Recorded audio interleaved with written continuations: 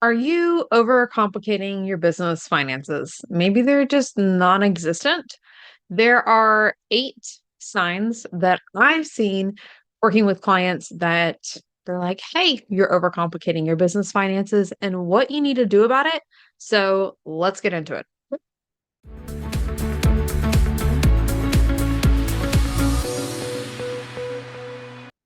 Welcome back to the Your Money, Your Life podcast. I'm your host, Aimee Cerka. We are talking today about business finances and are you overcomplicating them? Now, before you tune out, you're like, I don't want to hear this. I don't like numbers. I'm just here to coach. That's exactly who I'm talking to because this is the problem with that. When you're overcomplicating your business finances, when you're not working on your business finances, your cash flow is affected. So, what are the 8 signs that I've seen that mean you're overcomplicating your business finances? The first one we talked about last week, waiting to hit your cash flow goals to even start.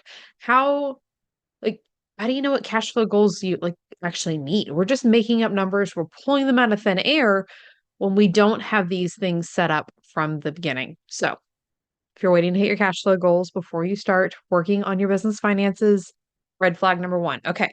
Number two, you've got a complicated strategy that is it's so overwhelming. You can't work on it. You have no idea what's going on. This could be, I've heard this before with profit first, although I love the system, a little complicated for most people who are showing up as the entrepreneur. Like it's just not your wheelhouse, right? So then maybe you're relying on a bookkeeper or somebody else, but then you're not really knowing your numbers. You might see them, but what do they mean? And being confident enough to be able to manage things yourself, there's nothing wrong with having help. But as the CEO, as the entrepreneur, you should always be involved in the numbers and know what's going on so that you can make decisions with them. Okay. That's red flag number two. The third one, if your business budgeting is done by your bank account balance. You just log in like, hey, okay, I've got money to spend. Like, sure, let me join the Money Mastery Academy. I've got the money in there. That's not budgeting. Okay. And that's how you end up with overdraft fees and a lot of different things because we are not really looking at things where things are actually at. We just are using this picture that we think is accurate when it's not accurate. Fourth thing would be if you're just tracking expenses. Now, typically I see this more on the personal side than the business side, but business side would work as well. Probably the way that it's most frequently showed up on the business side when you're just tracking expenses is you have QuickBooks set up, you've got bank import, like your bank accounts are linked and they're importing transactions and you're like, I'm good, I got this. Like, you don't ever go look at them, you don't approve them, and then tax season is a mess, but that's a whole nother story. So if you're just tracking your expenses, you're not looking at it proactively. So when you're just tracking your expenses, you're looking at it after the fact instead of intentionally setting a plan beforehand. The fifth one is it's overwhelming, which kind of goes with the second one. Like, just if you were overwhelmed with the idea of it, maybe I've also heard that it's boring, but like it's too much. Like I don't have the capacity to handle this. And then you end up probably bank account balancing, maybe tracking expenses. So they all kind of play in here. But if the idea of your business finances are overwhelming, you're overcomplicating it. But I don't care if you're a numbers person or not. This is what I do. I make money simple so that you have the confidence you need to go do the stuff you need to. Okay. If you're overwhelmed by your business finances, red flag.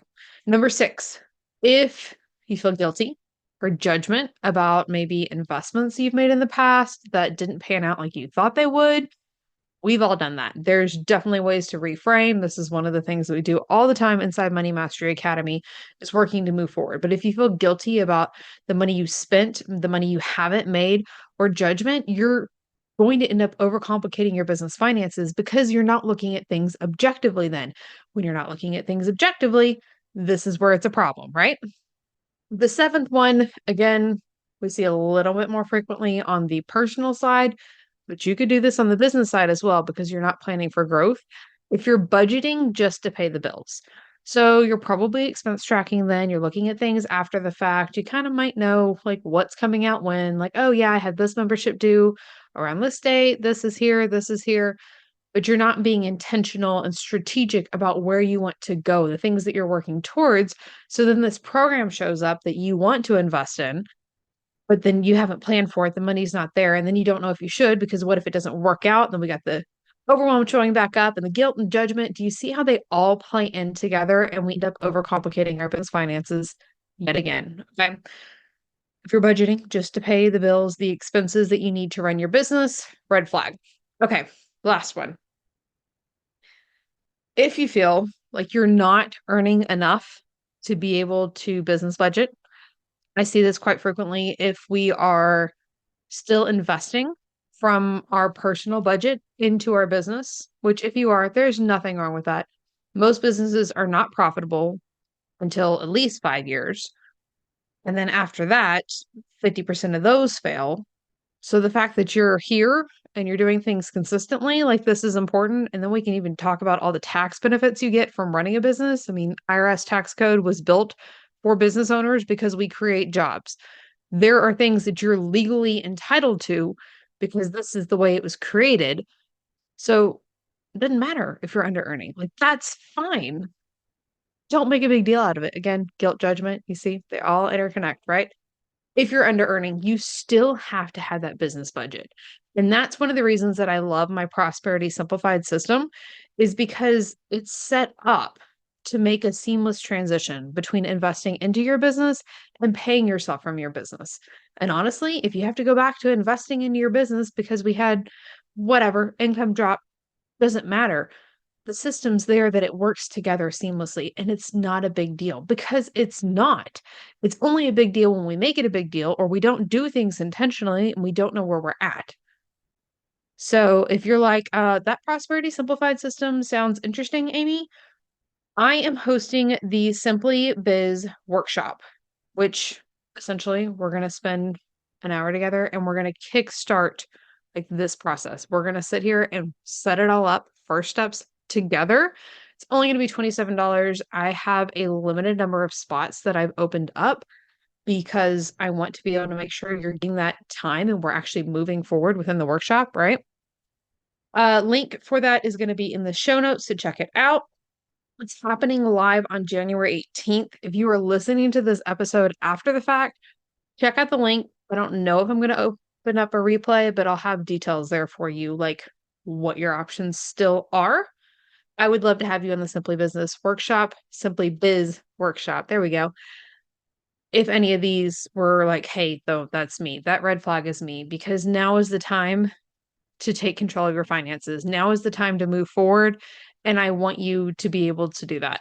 So that's what I've got for now. We talked about 8 different red flag signs that you are overcomplicating your business finances.